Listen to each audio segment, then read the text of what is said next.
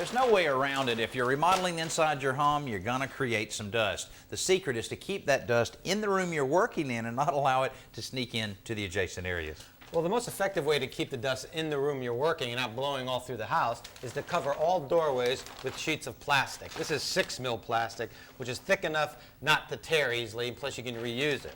But instead of taping it up, I'm going to use a staple gun because tape will eventually loosen up when dust gets behind it and it'll fall down. But the trick here is to take a staple gun and tape a small popsicle stick, just a little ice cream stick right on the bottom side. And what that's going to do is prevent the staple from going all the way in, so it'll be really easy to remove later, and then you can reuse the plastic. Okay, hold it up a little bit. That should do it. Right there.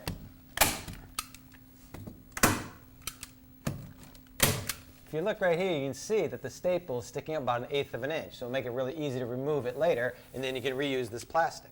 Yeah, this works great, and just a little bit of plastic around an opening like this will save you a lot of cleanup time in the end.